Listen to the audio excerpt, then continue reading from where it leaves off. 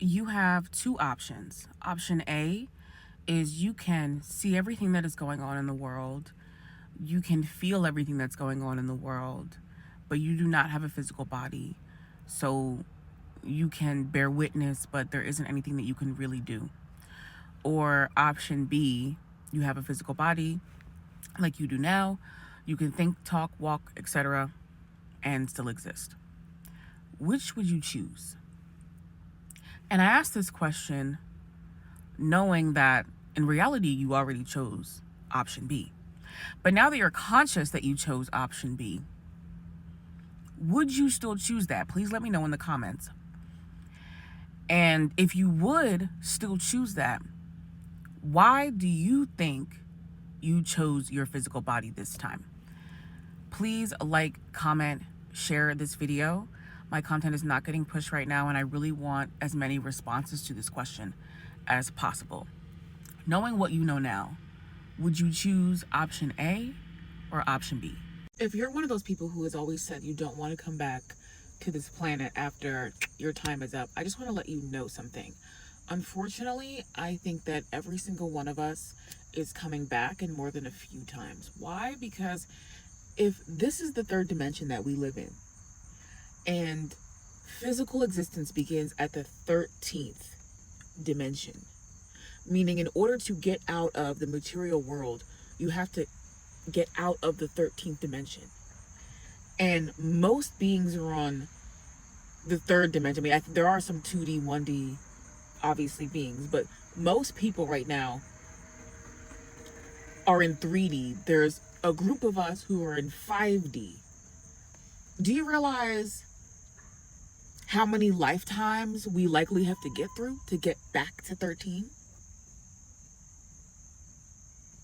You need to start being a little bit more invested in your path, okay? You need to start caring about what's going on, because you're going to deal with it one way in or one way out. Some people's spirituality comes from a place of wondering what their individual purpose is, or feeling this listlessness or lost energy around life. But my spiritual relationship, my spirituality has never come from that place.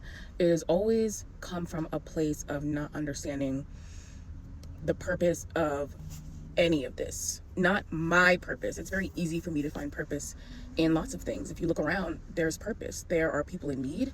There are things out of balance, and there's a lot of purpose to be had.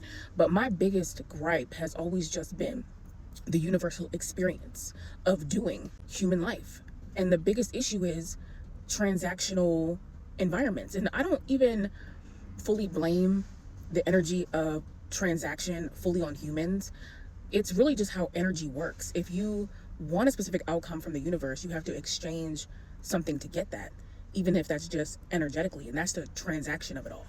I am tired of everything being transactional. I just want to be. I don't want to do in order to have, I just want to be, because I've always struggled with the fact that if we are all the things all at once, why do we actually have to do anything? And I just think it's something that humans in particular have made worse. We've made everything transactional. Love is transactional. Well-being is transactional. And that is the biggest question at the end of my life, once I pass away, that I will be tackling with spirit, is at what point are these incarnations going to stop being the relentless transactional give and take? I just saw a creator say that they believe that slavery was a contract, and in exchange for power and wealth, they had to give Black bodies. Well, I need to explain to y'all, or make you aware, that this entire existence is a series of transactions over and over and over again. Everything is a transaction. There are spiritual transactions, sexual transactions, physical transactions, and it's constantly happening.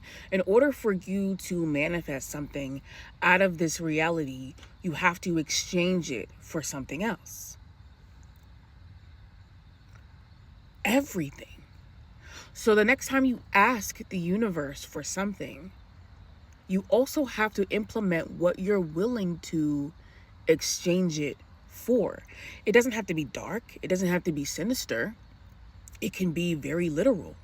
let's say you want wealth and you're willing to exchange it through creating in a certain way, shape, or form. That is a form of energetic exchange with the universe, and therefore that is a form of manifestation. But please know, everything is a transaction here. So when I made a video and I said that this world owes me too much and it owes black women too much, I meant that. They're way overdrafted. They should have filed bankruptcy a long time ago with black women. And I'm here to collect. I'm just here this lifetime to collect. Whether it's an app or a company, it has no relevance until it gets into the hands of the collective of the community and we in the community make it relevant. It doesn't matter how good a creator makes an app, as long as someone, a user, doesn't come on that app and make it into something special and maximize its use, it has no relevancy. So for an app to actually be made the best app, not because it was the best, but because the users got on the app and maximized it and made it the best, to then turn on those users and start to extort them, you need to return that serve by canceling your subscription, by stop going there. We made them and we need to break them. There are things that I can teach as a guide to others because I've already learned it, so I have a wealth of knowledge. And then there are also things that I can't teach for that very same reason, because I've already been through it and I have a wealth of knowledge. For people who are guides, for people who have podcasts, who come to you and they listen to you, you have to realize that you can't bring yourself backwards sometimes to guide other people on every subject, because it'll end up being detrimental and draining to you. When I'm on this app, sometimes, a lot of times I'm just observing and I'm seeing people come to conclusions about things that I came to 10 years ago. And some of those subjects that I learned 10, 20 years ago, I can speak to in depth, and I love talking about it on my YouTube channel or wherever. But there's other subjects where I can't even get to that level with y'all, because I'm so far beyond it that it might actually hurt me, drain me energetically to teach y'all the lesson that you really need to hear. So follow lots of different people. Follow lots of different guides. Listen to people's content in and out. Everyone's not going to be, your perfect content creator, influencer, whatever, 24 hours of the day or for years and years and years of your life. You're going to pop in and out with people because there are just certain lessons that people are learning at different times, and every lesson doesn't serve all of us all at once.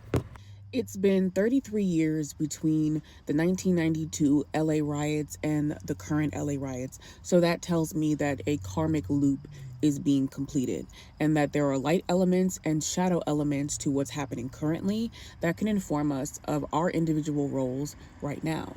The number 33 is really significant because it is a number of mastery, and this also clearly points to a completion of a karmic loop.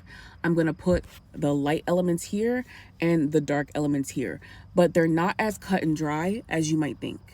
Individuals who are embarking on either side aren't always doing the right thing in the moment or the right thing, but they're doing what they're energetically being called to do at this point in time. For example, individuals on the dark side who are avoiding personal growth, yes, they're holding the collective back, but there are also individuals on the shadow side who understand the pitfalls and the burnout of self-sacrifice and are choosing rest, which in effect is the balance move for those individuals, even if it is the shallow element of what is happening in this karmic loop. Does that make sense? In the same breath, you have individuals on the light side who might be well-meaning, but don't understand that what they're asking of other people isn't their place and isn't their position or their frequency to be holding at this time. So take a look at this list and try to figure out what frequencies you're supposed to be holding during this karmic loop. We're in a purgatory era, y'all. That's why it feels like every year since 2020 or 2021 has been the exact same year.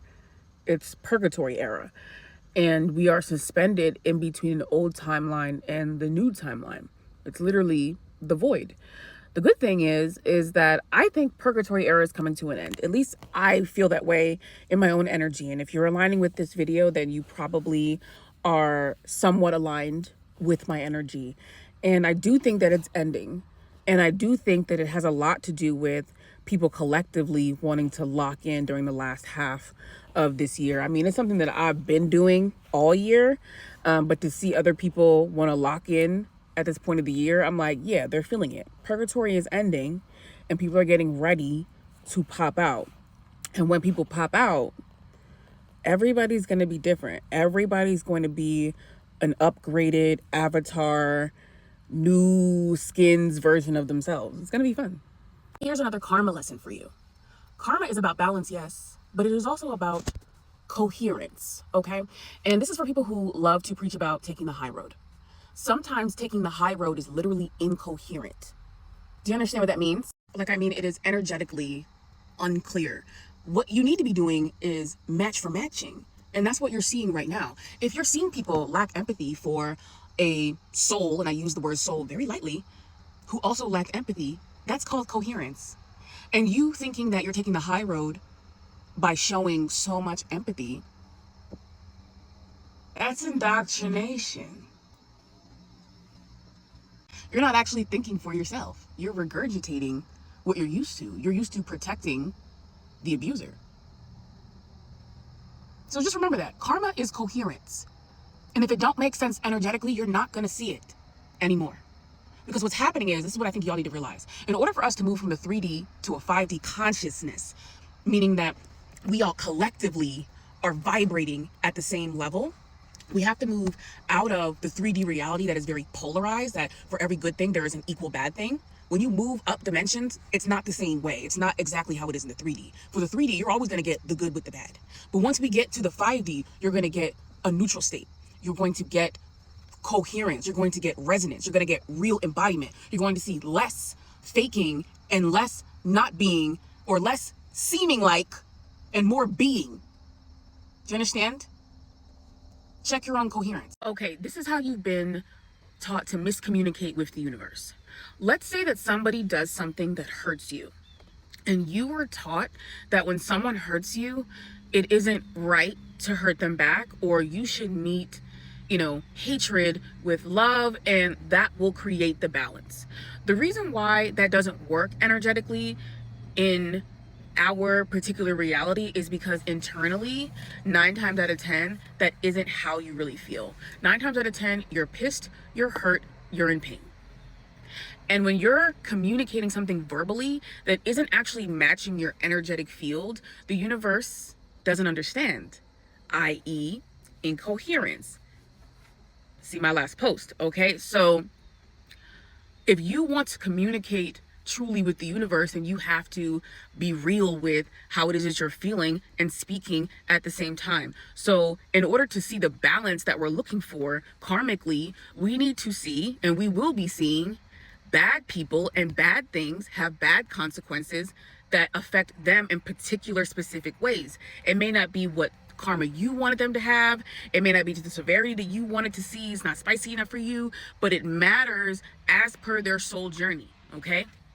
And you will see more people meeting what is with what is. That's with, take your relationships. When you stop being delusional about your relationships, when you stop living in the illusion that you're either happy or that it's enough for you or you're fulfilled, and you start living in reality and your energy starts matching the words that you're saying and how you're moving, then you will see your life change. What I'm seeing is a collective of people in a freeze because we're dealing with a level of violence and a level of evil that our nervous systems don't feel like we've directly encountered, and our trauma response is the freeze right now. It doesn't matter how much history you hear. It doesn't matter how many people tell you catastrophic, horrific, terrible things that are happening all over this country, all over this world. Why are we all still here? Because we're frozen. We don't actually know what to do. Most of us are freezing. So the next time you hear a story about somebody who was in some grave situation and they were assaulted, they were robbed, they were whatever, and you wonder, why didn't you do X, Y, and Z? Why didn't you punch them in the face? Why didn't you fight back? Just know that you know why. Because you're doing it right now. You don't know what to do. Your system has not dealt with that. You don't know how to process that. So your system is just not dealing with it until it feels like it can, or until it doesn't have a choice. And at this point, you could argue that it already feels like it doesn't have a choice and it's choosing to freeze.